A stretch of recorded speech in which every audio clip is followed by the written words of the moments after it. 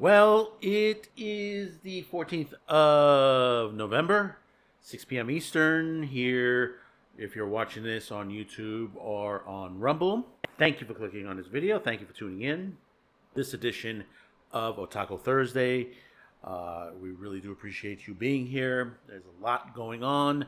This particular episode is going to be a major focus this is a two-parter where we're going to be focusing on the war on anime and manga from two different angles. Today's episode, we will be taking it from the United Nations. That basically the United Nations has started a campaign against anime and manga.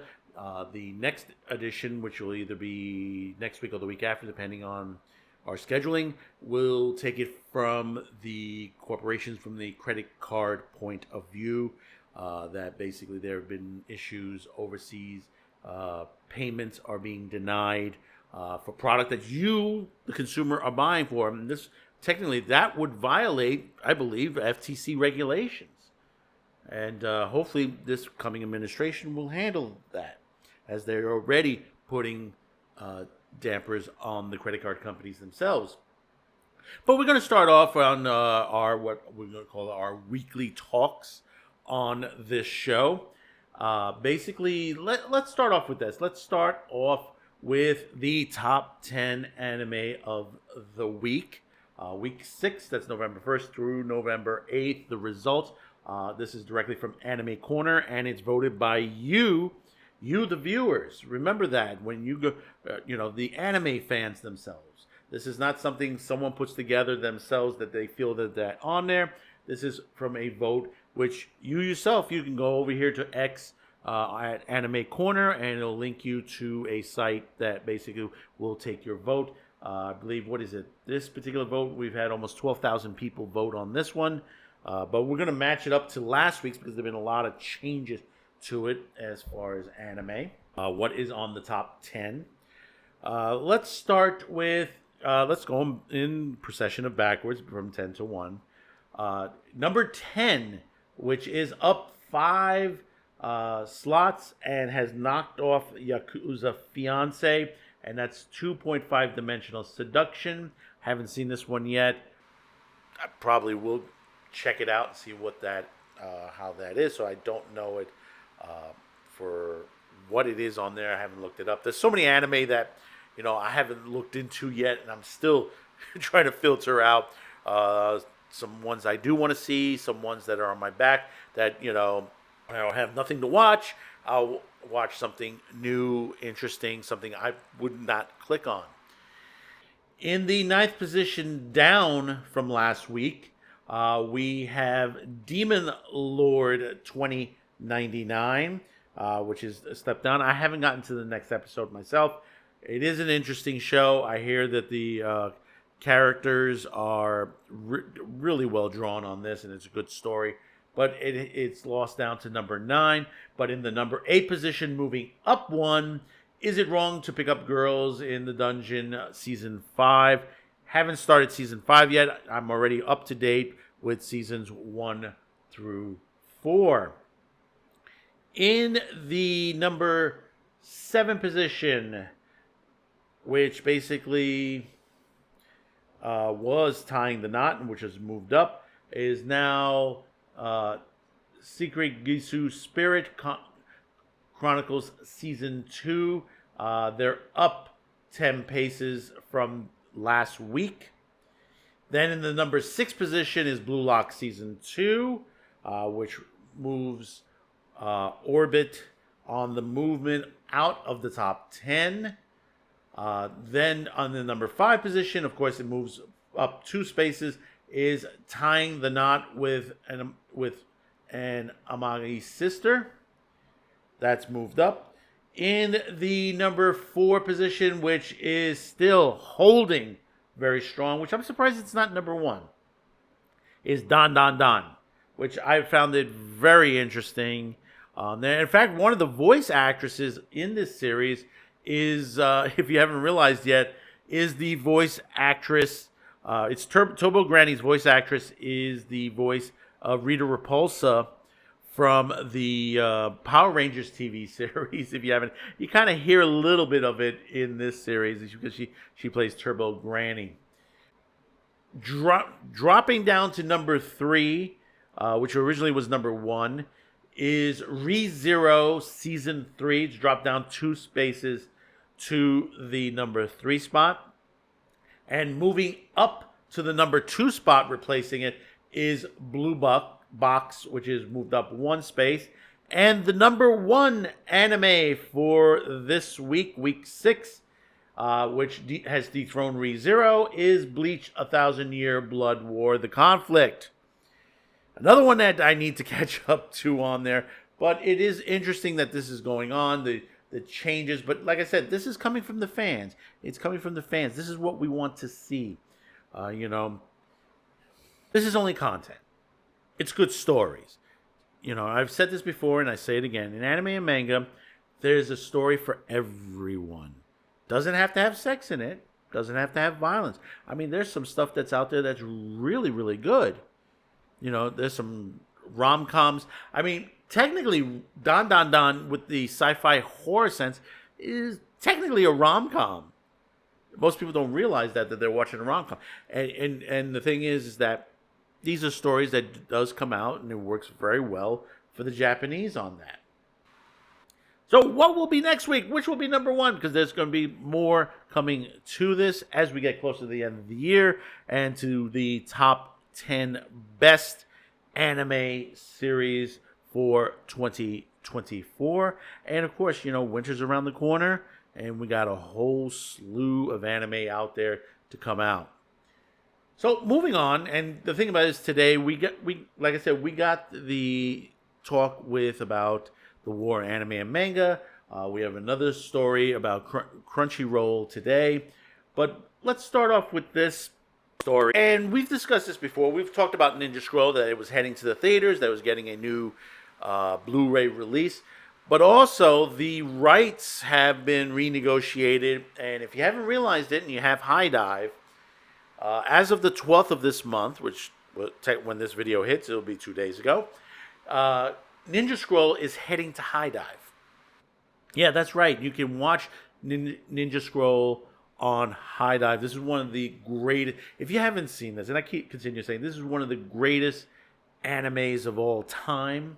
This influenced many other animes, including under this genre, of course, of sword fighting, ninjas, shoguns, all those stories after this were partially influenced by Ninja Scroll.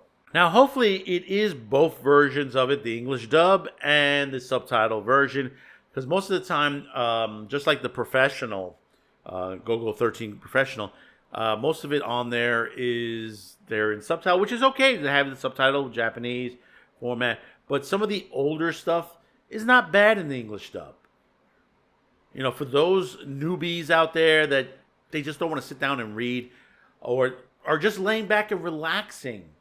Sometimes I do this once in a while, that I'll pop an anime when I'm just relaxing, sitting, preparing my notes for a lot of the videos that we produce here on CutieCast TV, Man with the Show, Taco Thursday, and having something like this in the background in English is okay. It's okay to have that. It's relaxing sometimes. But moving on a little bit, again, Ninja Scroll, High Dive. If you subscribe to that, you'll be able to see it. As far as the anime shows this week, I'm still catching up. At this point, I'm a little behind for this current week. I haven't got the Arafudo. I haven't done yet. I did catch up on Dragon Ball, which was an excellent episode. And I continue to say this. A lot of people saying they're trying to make that this is a sort of homage to GT. I think this is more of a homage to the original Dragon Ball series. There are elements that I see, and maybe others don't, but I see that you can make note of, the battles that Goku had when he was a kid, the Red Ribbon Army and all that. Now you're dealing with a demon army in this case. But here's the difference, is that you're going to have, eventually down the line, when they arrive, is Vegeta and Piccolo, and I believe Bulma will be coming along on there because she is in the credit openings and closings on there. Because there is, if you haven't caught it, and I'm sorry if I throw this, someone was sent to go pick them up because they didn't have the code to enter the demon realm. There's like a pin code. There's a pin code to enter the demon realm. Figure that. I'm hoping it's not my pin code. Now I'll be in trouble there. But yeah, nevertheless, that's happening. Now, on the other case with Rama Hef, and we discussed this last week, and they still trying to do this. They're trying to make this into a transgender politics into this, and it's not. Now we're having the situation where the English translation, there are issues. Some people are pointing this out. I saw it in the last episode where basically Rama was in a fight, and something that he had said about wearing women's clothing to that point. But we'll discuss that separately as we get into more episodes on there looking at that situation. Now, I don't call it anime, but I call it animation. But I have to put my 2 cents into this. Arcane has been good so far. Watching the first 3 episodes, the animation is fantastic and beautiful. But I have to wait till the whole thing comes. As they say, the flower opens to see all the petals, as you could say, all the episodes. But the first 3 episodes, I gotta put out there, has been beautiful. The music has been fantastic. But I have a bit of a problem with the music, in the sense you're throwing it too soon into the episode. You've just come out of Imagine Dragons, the main theme, which they're using this year, which I love that song. But basically, you're going into a song immediately. You got a little pace to itself. I understand where they're trying to go. They're trying to, there's some shows that, like for example, Miami Vice. Miami Vice was music driven to that point, and they'll go through the opening, and then suddenly, they'll get into the episode, throw their regular tone of the episode, and then they're going into a song. To emphasize what is going on in the episode, or if it's like a second chapter to a particular episode, like if it's a 2-parter to that point. But we'll go into that when it's all over. Now, there's something going on with Crunchyroll, and they're in trouble. And this is one thing I've said. Sony's acquisition with Funimation's Crunchyroll, I knew it was going to be an issue. I knew it had some good parts and some bad parts. And I knew that, they got past federal trade, FSC approval to this, and federal trade approval. Why? I mean, this is causing a rift to the point that, it is a monopoly when it comes to the anime manga business. In the West, there's no one bigger than Crunchyroll right now. You have Toho moving into the U.S. with J-Kids, as far as working with them, merging together as one. Is a website going to come out of this? We're hoping. But it seems, and depending on who you talk to, I'm not a lawyer. I'm going to tell you straight out, I'm not a lawyer. I'm not in the law business. Giving law advice or anything like that, I'm not into it. Don't take it to the situation.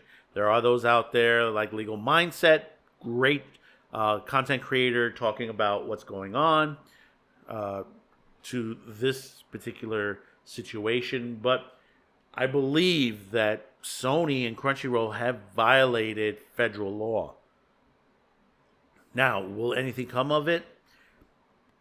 It depends on, which lawyer, which judge that you get to this situation. And what I'm talking about is we're getting word that David Wall, who basically has done stuff from One Piece to Fairy Tail, he's leaving the company. Why? Well, it seems like they've been taking his fan mail and opening it up.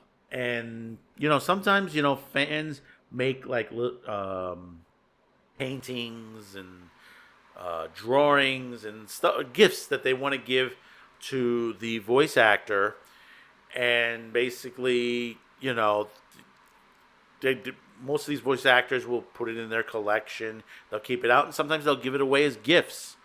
But it seems like Crunchyroll has been taking the mail, opening it up, and giving the fan mail to the employees. Now, we're going to read a little bit into this from Otaku USA magazine. In late October, veteran anime voice actor and director David Wall accused Crunchyroll of opening his private mail, tossing out his letters, and giving the gifts fans sent him to Crunchyroll workers. Crunchyroll responded that it was investigating the situation and hasn't said anything further. But Wall is still talking. He wrote on social media, "Friends, I'm not returning to Fairy Tail, and I'm not returning to Crunchyroll Studios. Their abuse are far too numerous to list here, but soon I will tell you all of them, and I will do." It seems like he will be on Twitch TV soon talking about this. He didn't add an exact date or time, but he added stay tuned.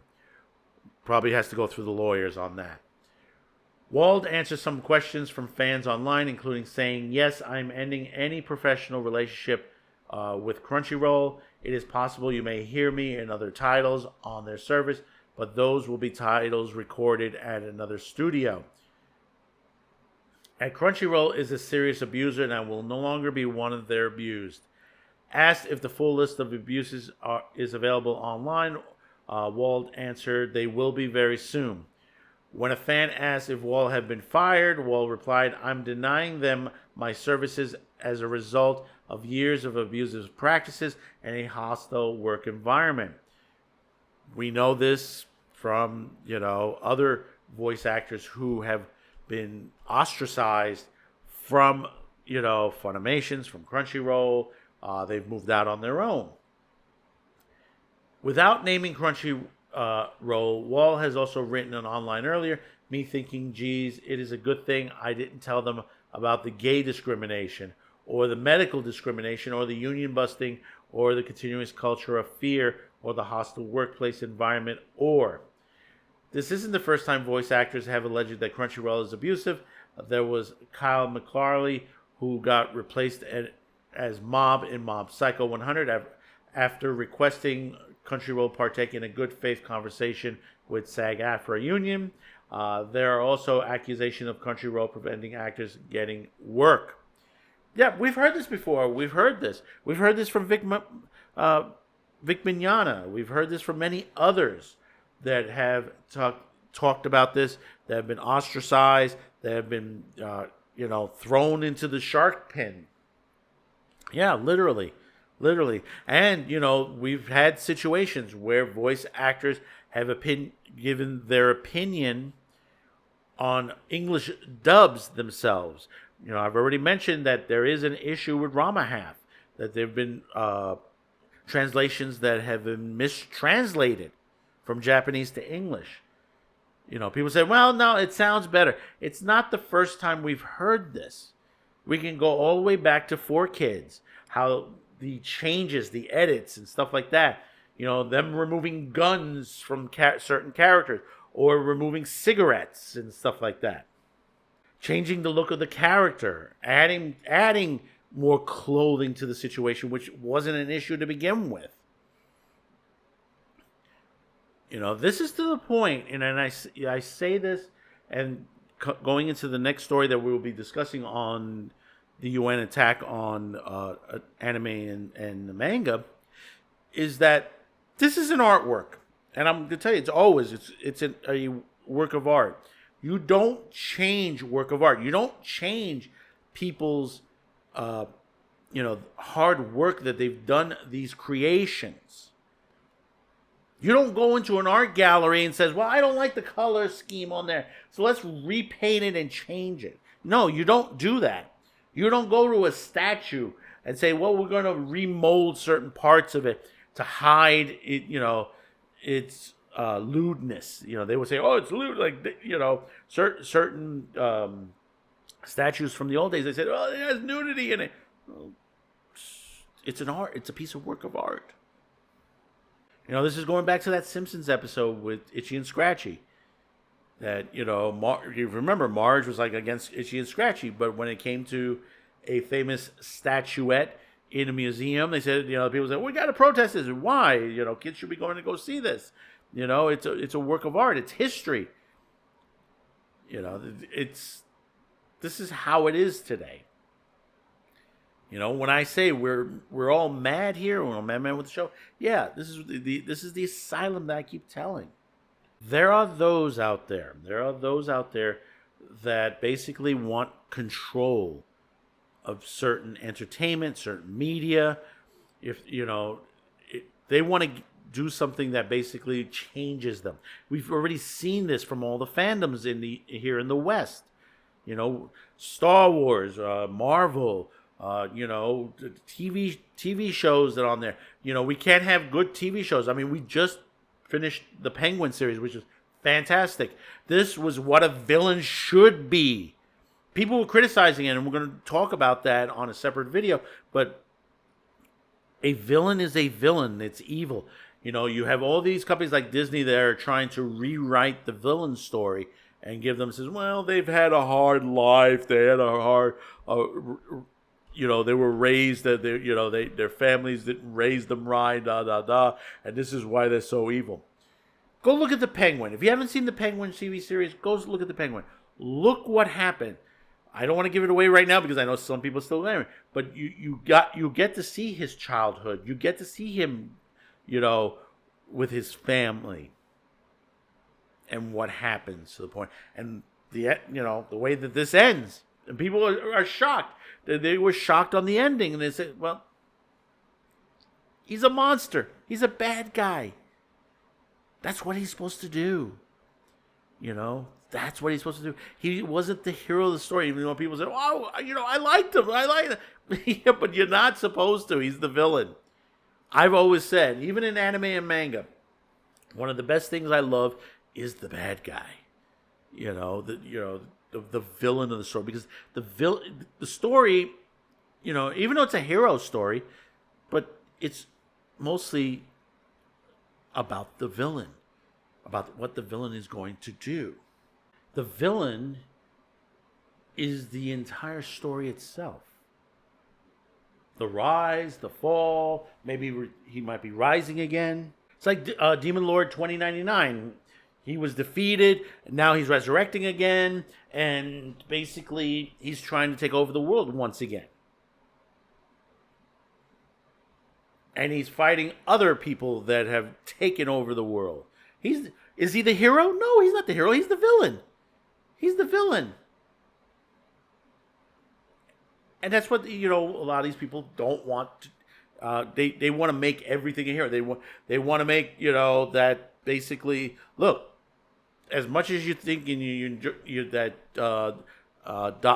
Darth Vader had his redemption in the end, but remember, Anakin Skywalker killed children. He butchered children. He was a bad guy. In the end, he realized what he did was wrong, but still, he was still the bad guy.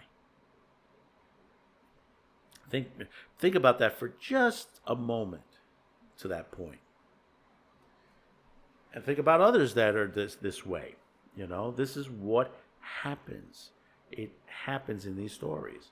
But when you look at a lot of these companies here that are handling it, I mean, we have Crunchyroll, we have High Dive, we have Viz Media, and you see what some of them are doing to these works that come in. I mean, do you do this to Shakespeare? Do you rewrite Shakespeare? Do you rewrite Dickens?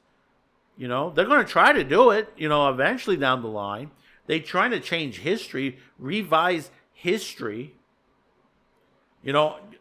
Lately you've hearing it says, well, this particular person was, perfect example, Cleopatra. They said Cleopatra was black. She was actually black. No, she wasn't black. She wasn't black at all. Yes, she was in Egypt, but her family was not from Africa. And people say, well, I'll never believe that. I'm sorry, but historical accounts put it to that point. And they've been doing this with a lot of other characters. They're saying this one is of this world, this one is that world, or this person was evil because they came over. These are the stories that they try to rewrite. And they do the same. They want to do the same thing with anime and manga. They want to take it apart, tear it apart. This is why. This is one of the reasons why Hollywood cannot make a good live action anime. You might have had a couple, One Piece, Alita Battle Angel. Because you had people that worked with the series that knew what they were doing, that they knew the product very well. But you have others that said, well, I've never read the comic. I've never seen the anime. I've never read the manga. I know nothing of it. Why are you on that production? 3 letters, DEI. Yeah, that's right. I'm going to put that in there too. Because that's what's going on. People are getting hired that basically, inexperienced. And you might say, so, well, we should be giving people that. Yeah, you're right. But not in big projects. If you want to give someone a chance, that's up to the boss. Not into government or union intervention.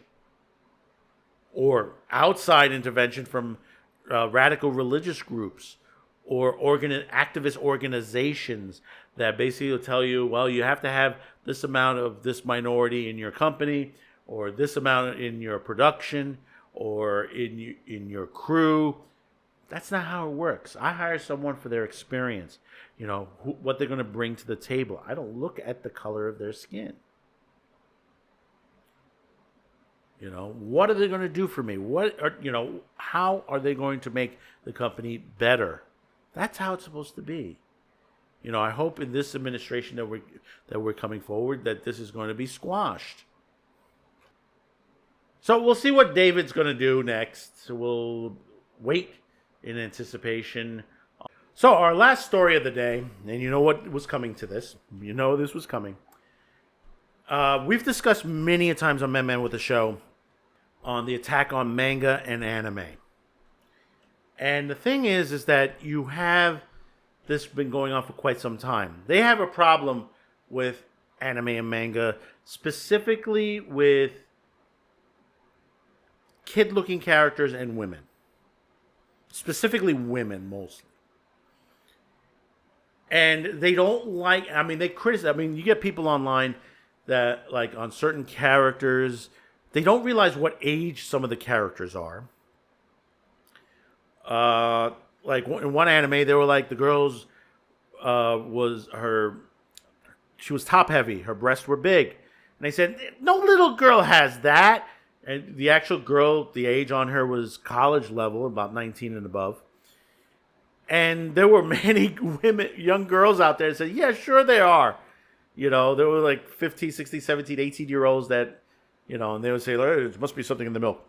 But the thing about it is that they criticize things that basically the body doesn't look right. It's a caricature.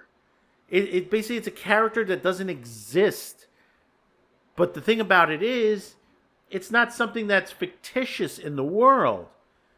A lot of the time, these drawings that they put on there are models that are basically the template for these things, especially in anime games, in regular 3D video games. We had that video game where they said, nah, that girl doesn't look right, and stuff like that. And they showed the girl actually in the motion department doing the movements. They don't believe into these things, and then they don't like the some of the stories that are produced out there. They say it's not for kids. Okay, I'm going to put down anyone that says this. Anime is not necessarily cartoons for kids. Now understand, there are some anime, there is some manga out there that are made for kids. And then there are anime and manga that are made for adults. And they say, well, why can't they do a live action situation? Well, they do. Sometimes they do. They do sometimes a good job of it. But when you're budgeted a certain way, or certain things can't be done in film, even though we can do it, they just don't want to do the expense of it. An animated movie or anime movie would be best. We wouldn't have movies like Heavy Metal. We wouldn't have the live action Lord of the Rings if it wasn't for the original one, which was done by an American animator. Well, actually, two American animators did that. You can't forget the Rankin Bass also.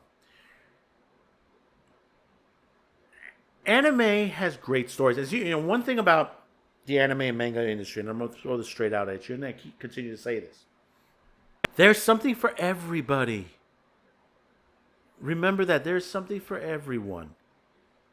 If you like sports, there's sports anime. If you like to cook, there are cooking animes. There's farming animes. There's fishing. Recently, there's fly fishing anime is out there. There's soccer. There are beauty animes where there are animes for LGBTQ community out there. There's stories just for women. Or sometimes stories that you would think for the guys, but women ended up picking up. Redo the Healer. Now, if you remember that, Redo the Healer, as graphic as it was, and it was for adults only, bordered hentai, the amount of people that watched it were was higher in the women category. Why? It was a revenge plot. It was getting revenge for some of the things that were done to this person that we've seen even in Hollywood movies. Yeah, going back to the 70s, all the way back to the 70s, there were movies like this, like Redo the Healer in a way. Not in an isekai format, but in a more traditional format, modern day for that period. And still, those are being made today. Why aren't those criticized? Just because it's in a anime format or cartoon format, they have something wrong with it. And recently now, just the last couple of years, this goes back about at least 5 years, the UN has been always attacking this. Yeah, the UN. This is the same UN, the United Nations, that their Human Rights Committee, and you can look this up. Look up who is on the Human Rights Committee, besides the United States and England, all that. You got Russia, you got China, you got North Korea, you got Africa, you got Iran.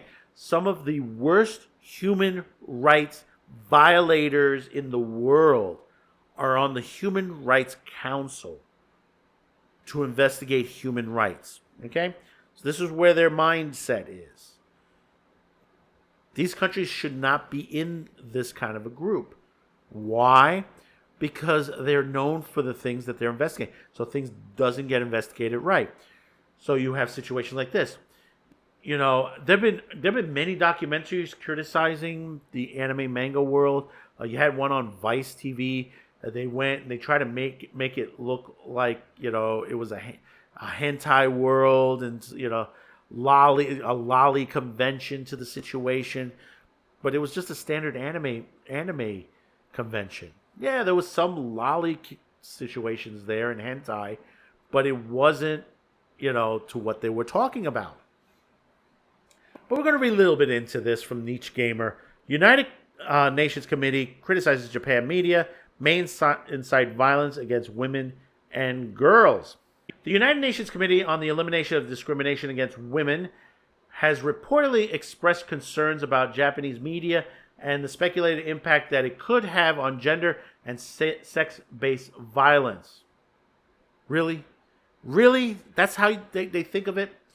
According to the free speech advocate and politician Yamada Taro, the Japanese cabinet officer, Gender Equality Bureau, and the Ministry of Foreign Affairs confirmed that the contents of their meeting with CEDAW, that's in short for it. However, nothing further was said about the current state of Japanese media. The Japanese government has been thankfully slow to respond to the external pressure when it comes to the censorship of Japanese media. Although the same cannot be said for its corporations, but for the time being, free speech remains enshrined in Japanese law, with few exceptions. Now, the thing is, okay, we can go on to this and read the opinions on the face to face and all that. Here is the one thing you have to put in your thought. Now they say against women. They haven't really talked about kids. And here's the big one, which is the same thing for the porn industry. What do they don't talk about? What is the one thing that they don't talk about? Actually, it's two. Men and gay men. They don't talk about the male characters in anime. They don't talk about the gay characters in anime. They don't talk about them either in manga. They have no problem with the characters that are in anime the way they are. Six-pack abs, practically naked. You can see their junk. Even in video games, they have no problem with that. It's the same thing, like I said, with human trafficking and prostitution as well. They always say, well, we got to protect the women, we got to protect the kids. They'll do nothing for the kids, but mostly they focus on the women to the situation. But there are male prostitutes out there being trafficked.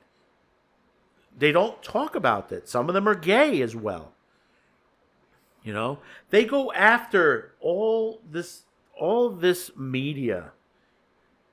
But the truth is that they want to control the media. Look at this current election. Look at what MSNBC was saying and CNN and how they were portraying lies as far as one particular candidate. On how they kept saying these talking points over and over and over again, which have been debunked for quite some time. And the thing about it is, it's like, one side of the aisle is calling the other side, because of their beliefs, Nazis and fascists. I have an opinion. I can say my opinion. They're constitutional right. But because they don't like it, they're gonna call me that. It's the same thing with media from overseas, anime, manga, any movies from overseas and stuff like that. Hollywood has been dying out for quite some time. They've been losing money left and right. How they're still in business, I don't know. You have independent films that are doing much better than the Hollywood elites, the big giant studios like Disney that spend millions upon millions and lose billions in the box office when it comes to it. I can't understand. How are they still in business? How are these companies in business? Now, I understand there are some Japanese anime and mangas that don't do well. Okay, but they move on from them. See, that's the thing. They move on and basically they create, something else, something different. There are some other things that basically gets pushed aside and then gets redone later on, and see if they're able to find out that, maybe something wrong we did, and let's try to fix it. Sometimes it works and sometimes it doesn't. And this is this is how they think in Japan. But they're thinking of it, the way they're thinking it is creating, number one, art. They're telling a proper story. Understand that they're telling a story. There are no storytellers in Hollywood anymore. That's correct. There's nope. Sorry, they're not. All these people that are putting in there, they're writing. And I'll tell you straight out, they have these lists upon lists, and they say, they try to pass these laws. They says, well, you need to put in diversity in your product, in your programming and stuff like that. When you tell somebody, let me put it in other words. When you tell a painter, when he's painting something, and he says, no, you can't use that color. No, we don't want that color in there. So use something else. You're taking away from the artistic expression of the person who's painting that picture. You may say, so what does that have to do with race? What it has to do with... Very simple. Not everyone can be Hamlet. Not everyone can be Luke Skywalker. Okay? Not everyone can write a Mobile Suit Gundam movie. Just because you give them the task to do it and say, hey, give me this, and basically they don't have any artistic expression to create it, all they're doing is taking gobbledygook and throwing it into a pot, stirring it, and pouring it onto a plate. That's what they're doing. This is what's been happening for, well over a decade. Again, I'll tell you, look at this when the Hays Code was removed. Because I keep saying this, we're in Hays Code 2.0. Because that was the Hays Code originally. Now what they tell you says you have to have this amount of minority in your product. You can't do this. You can't do that. Now these days, you look at a show, they say, well, it's for adults, but they're smoking. There's sex in it. So what does that have to do with the rating? If the rating is for adults, obviously, it's adult situations. And it's the same thing with anime and manga. If they say, well, it's for a mature adult, I wouldn't be showing it to a kid. I would not be showing Redo the Healer to a kid. I would not be showing High School DxD, High School of the Dead. I would not be showing any of that to kids. That's not something I would, more sure like a Doraemon or Iku-san or something like that. I would be showing them. Or Pokemon, It's the mentality of the people in the business and the politicians. This is something, the UN's going through this, is the same thing what happened in the 1990s. Senate subcommittee hearings on violence in television, the music industry, the video game industry. We had people that went out and completely devastated Saturday morning cartoons. We're just now starting to get back into it. Companies like MeTV Toons, Cartoon Network has been expanding a little better on their selections. Of course, it's the end of Boomerang to that situation. But remember, it was our own politicians that killed Saturday morning cartoons. Because they said, well, kids don't have enough education. We're in 2024. Our kids can't read, write, spell. They don't even know how to do script writing to sign their name. In Baltimore, more than 80% of the kids in school right now, and you can look this up, cannot do basic math. 80%. This is going into the high school line. Kids are graduating out of high school without the ability to do basic math. So, because you removed the Saturday morning cartoons, has education standards improved? No, it hasn't. Because the other half of it is that they want to teach sex ed to very young children. They want to teach them transgender rights. And we had a referendum that would basically, hide things from the parents. It would stifle parents' rights for children. Now you may say, why did I throw all this in there? Because all of this is part of what has been going on. The detail. Remember, there are countries like Australia, Russia, the United Kingdom that want to ban anime. And have been for quite some time. And for stupid reasons. Russia, they banned Death Note because someone decided to self-delete themselves. and they wore a suit when they did it. And they figured, well, he was a Death Note fan. The main character in this series wore a suit. So I guess basically it was the series that basically, told him to self-delete himself. This is the stupid reasoning that put the Judas Priest band on trial for their music back in the 90s. You had two young people who self-deleted themselves. And Judas Priest got blamed for it and sued for it. Because people were saying, oh, if you listen to it backwards, he said, do it. But see, the thing about it is, people don't take responsibility for themselves.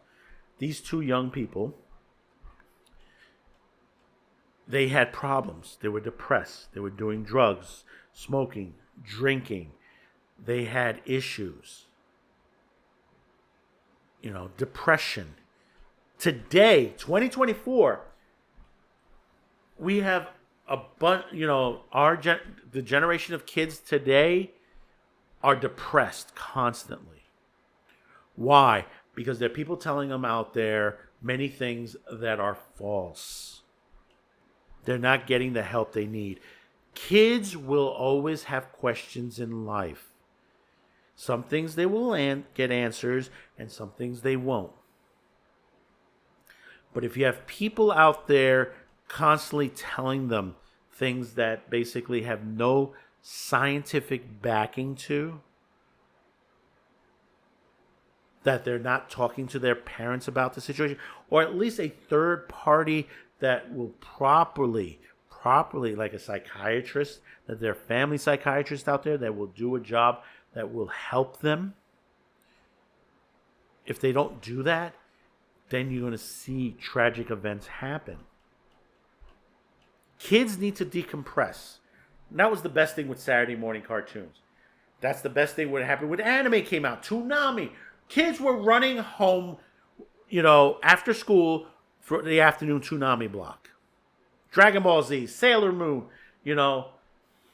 A lot of these series taught you things at the end. They taught you about how to respect yourself. They taught you how to respect others. They said, oh, you had all this fighting and smacking and all this stuff that's on there. Sit down and watch it. For those who complain like this, you've never watched any episodes. And if you've watched like a best of, a consolidation of some of the best points of the series on there, but not the discussion of the characters, not the dialogue of the characters. You're taking it from one point perspective of all the stuff that you would consider graphically done, that basically kids should not be watching, according to these people. So comment. Let me know your thoughts about this. Tell me, on all the stories we talked about today, especially this from the UN, you just want to tell the UN, keep your butt out of the freaking entertainment business. Let them do the job they're supposed to do. Let them be anime. Let them be manga. They have no business getting into this. There isn't a problem in the business. Go out and solve the true child trafficking, human trafficking rings out there. Come to New York. Your United Nations is in New York City, the main building. Outside New York City, you have a major human trafficking going on in migrant shelters today. Understand that. So let me know in the comments. Don't forget to share this video. Hit the like. And hopefully today I've earned your subscription. Of all the thousands of videos out there, you chose ours, and we really do appreciate that. So until next time, next week on Otaku Thursday here on Cuticast TV, have yourself a good Otaku day.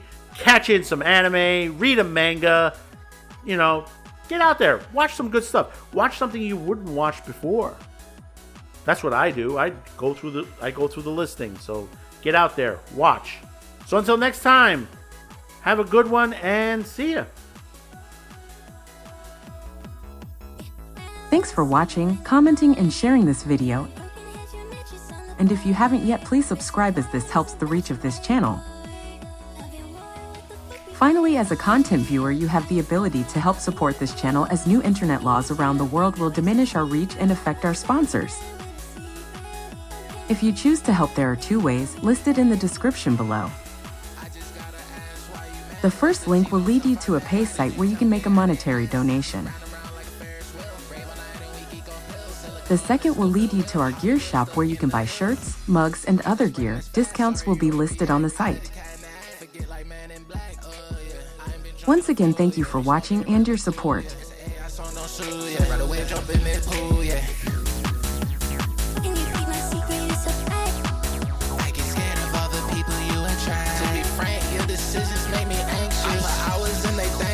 Fuck all what you think, bitch. Make sure let me paint this.